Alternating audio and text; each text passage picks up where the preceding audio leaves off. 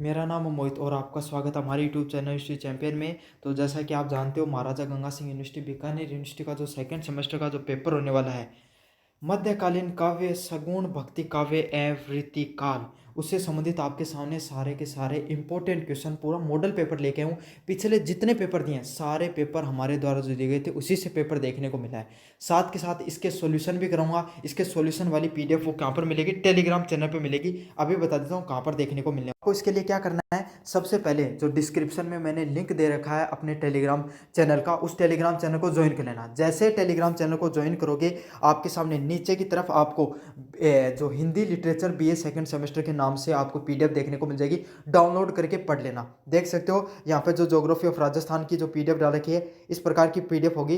पूरा का पूरा सॉल्यूशन यहाँ पर आपको देखने को मिलेगा। जितने भी क्वेश्चन कराऊंगा सबके सॉल्यूशन पीडीएफ जरूर से ज्वाइन कर लेना है टेलीग्राम का। सभी बच्चों को टेलीग्राम जरूर से ज्वाइन करना। पे जितने भी वीडियो आते हैं उससे संबंधित आपको जानकारियां मिल जाती हैं। बाकी एक्स्ट्रा कोई कंटेंट आता है लास्ट टाइम में, वो भी मिल जाता है। तो टेलीग्राम जरूर से ज्वाइन करना है। साथ साथ अन्य वीडियो का लिंक वो डिस्क्रिप्शन में मिल जाएगा, वो भी कर लेना। सेक्स अब आपके बात करूं खंड ए, जो पेपर किस प्रकार से आएगा। तो पेपर में आपको जो खंड ए है वो 20 अंकों का देखने को मिलता है, जिसमें 5 एमसीक्यू देखने को मिलते हैं और 5 आपके सामने फिल इन द ब्लैंक्स देखने को मिलते हैं। 10 के 10 प्रश्नों को करना कंपलसरी होता है, क्योंकि सेक्शन ए आपको पता है कंपलसरी ही होता है सेक्शन ए को करना। समझ में? सेक्शन ए के सारे प्रश्नों को करना कंपलसरी होता है। प्रत्येक प्रश्न 2 अंक का है, वो देखने को मिलता है। समझ में आ गया आपके सामने? और ये नॉन कॉलेज वाले विद्यार्थियों का है, रेगुलर वालों का, नॉन कॉलेज वालों को पेपर का पैटर्न भी कुछ अलग होता है। समझ में आ गया? पहला है, सगुण भक्ति काव्य का प्रमुख उद्देश्य क्या होगा? सगुण भक्ति जो काव्य है उसकी प्रमुख उद्देश्य क्या होता है? ज्ञान प्राप्ति करना, ईश्वर की भक्ति करना, नीति प्रचार करना और जीवन में सुधार करना। तो सगुण भक्ति काव्य का प्रमुख उद्देश्य क्या होता है उसके बारे में बताना है। रामचरितमानस की रचना काल किस शताब्दी में मानी जाती है?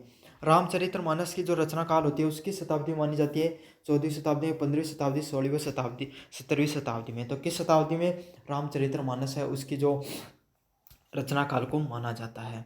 अगला है, अष्टछाप कवि किस भक्ति शाखा से संबंधित है? तो अष्टछाप जितने भी कवि हुए हैं वो किस भक्ति शाखा से संबंधित हैं उसके बारे में आपको विस्तार से बताना है। पहली है सगुण राम भक्ति काव्य, निर्गुण संत भक्ति काव्य, सगुण कृष्ण भक्ति काव्य व सूफी भक्ति काव्य। तो किससे संबंधित थे आपके अष्टछाप कवि थे? वो कौन सी शाखा है उससे संबंधित आपको देखने को मिलते हैं। अगला है, रस का स्थायी भाव कौन सा होता है? तो रस है उसका स्थायी भाव कौन सा होता है? विभाव होता है, अनुभव होता है, व्यभिचार भाव होता है, व रति भाव होता है। तो इसमें से आपके सामने जो रस होता है उसका स्थायी भाव आपको कौन सा देखने को मिलता है? ये भी काफ़ी ज़्यादा महत्वपूर्ण प्रश्न है, अच्छे से कर लेना। रीतिबंध काव्य का प्रमुख लक्षण क्या था? तो रीतिबंध काव्य उसके प्रमुख लक्षण क्या थे? भक्ति, नीति, श्रृंगार व अलंकार सौंदर्य है, वो कौन सा इसमें से रीतिबद्ध काव्य की प्रमुख लक्षणों में से एक होता है।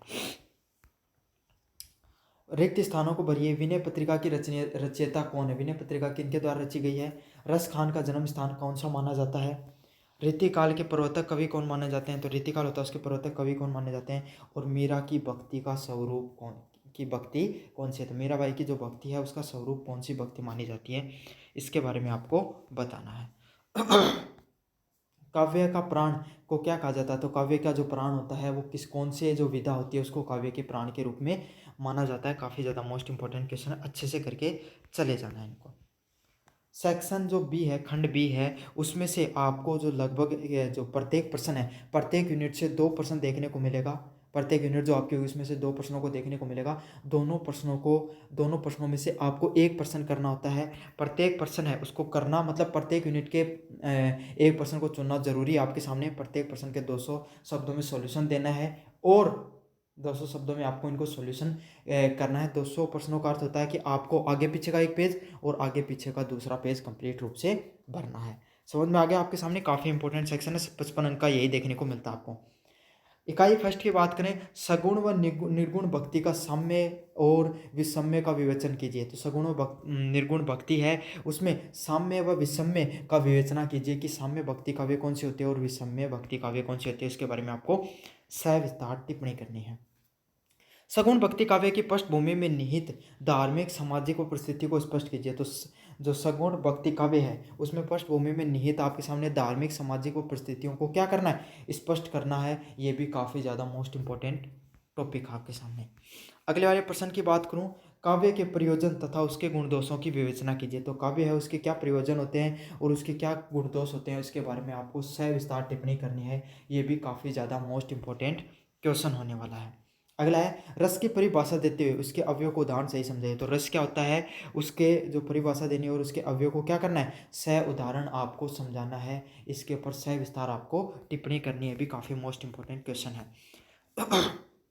रीतिकाल के नामकरण और उसकी प्रमुख प्रवृत्तियों पर चर्चा कीजिए। तो रीतिकाल के नामकरण पर टिप्पणी करनी है, उसकी क्या प्रमुख प्रवृत्तियां होती हैं उसके ऊपर आपको सविस्तार बताना है।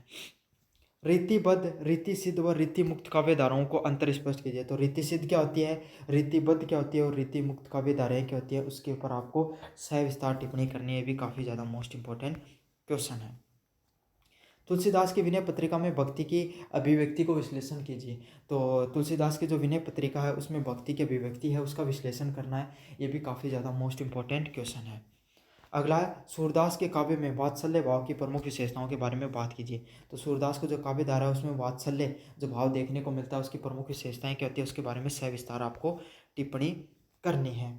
बिहारी के दोहों में नीति व श्रृंगार का जो संतुलन है उसको स्पष्ट करना है। तो बिहारी के जो दोहे हुए हैं उसमें नीति की बात की गई और श्रृंगार का बारे में बात की गई, उसको संतुलन को आपको स्पष्ट करना है। काफ़ी ज़्यादा मोस्ट इंपॉर्टेंट क्वेश्चन है, अच्छे से इस प्रश्न को भी आपको करके जाना है, ये याद रख लेना। अगले वाले प्रश्न की बात करें, आपके सामने भूषण को काव्य की राष्ट्रीय चेतना व तत्वों की विवेचना कीजिए। तो भूषण कवि हैं, उनके द्वारा काव्य की बात की गई, उसमें राष्ट्रीय चेतना के तत्वों की विवेचना करनी है। ये भी काफ़ी ज़्यादा मोस्ट इंपॉर्टेंट क्वेश्चन है, अच्छे से इस प्रश्न को भी आपको करके चले जाना है। समझ में आ गया आपके सामने। अगले वाला है आपके सामने जो खंड सी 75 अंक का देखने को मिलेगा, काफ़ी ज़्यादा मोस्ट इंपॉर्टेंट होता है। इसमें से आपको उत्तर कितने अंकों में देना है, 502 शब्द होते हैं, इनमें आपको इन शब्दों का उत्तर देना है। प्रत्येक जो प्रश्न है वो 25 अंक का होता है। 500 शब्द कितने होते हैं आपको भैया जी, 3 पेज भरने होंगे, आगे पीछे का एक, दूसरा आगे पीछे का और तीसरा आगे पीछे का है, उस हिसाब से भरना होता है। मात्र 3 ही प्रश्न करने होते हैं इसमें से। मतलब ये समझ लो, अगर आपने ये भी कर लिया ना, सिर्फ ये खंड सी, तो ही आपका बेड़ा पार होने वाला है। अगला है, सगुण भक्ति काव्य के विकास में राम भक्ति व कृष्ण भक्ति की भूमिका को विश्लेषण कीजिए। तो जो सगुण भक्ति धारा है काव्य के विकास में राम भक्ति और कृष्ण भक्ति की क्या भूमिका है, क्या विश्लेषण है, उसके बारे में सविस्तार टिप्पणी करनी है। अगला है, भारतीय काव्य शास्त्र में रस और अलंकार के परस्पर संबंध की विवेचना कीजिए। तो भारतीय जो काव्य शास्त्र है उसमें रस और जो अलंकार है उसके बीच में क्या संबंध हुआ है, उसके बीच में आपको सविस्तार टिप्पणी करनी है। ये भी काफ़ी ज़्यादा मोस्ट इंपॉर्टेंट क्वेश्चन होने वाला है। अगले वाले प्रश्नों की बात करें, रीति काव्य में सामाजिक और सांस्कृतिक और जो साहित्यिक परिप्रेक्ष्य है उसका विश्लेषण कीजिए। तो रीति काव्य है उसमें सामाजिक, सांस्कृतिक और साहित्यिक परिप्रेक्ष्य क्या है उसके ऊपर आपको सविस्तार टिप्पणी करनी है। ये भी काफ़ी ज़्यादा मोस्ट इंपॉर्टेंट क्वेश्चन होने वाला है, काफ़ी ज़्यादा महत्वपूर्ण प्रश्न आपके सामने, अच्छे से करके चले जाना। अगले वाला है, मीराबाई और रसखान की भक्ति भावना की तुलनात्मक समीक्षा कीजिए। तो आपके सामने जो मीराबाई और रसखान है उनकी भक्ति भावना को क्या करना, आपको तुलनात्मक रूप से सविस्तार टिप्पणी करनी है। काफ़ी ज़्यादा मोस्ट इंपॉर्टेंट क्वेश्चन होने वाला है, इसको भी अच्छे से करके जाना है। बिहारी भूषण व धनानंद के काव्य की रीति, संवेदना व मानवीय सौंदर्य के समन्वय पर प्रकाश डालिए। तो जो बिहारी हैं, भूषण है, धनानंद हैं, उनके काव्य की जो रीति, संवेदना है और जो मानवीय सौंदर्य है उसके ऊपर आपको क्या करना है, आपको समन्वय पर प्रकाश डालना है। काफ़ी ज़्यादा मोस्ट इंपॉर्टेंट क्वेश्चन है, इन सारे प्रश्नों को अच्छे से करके चले जाना।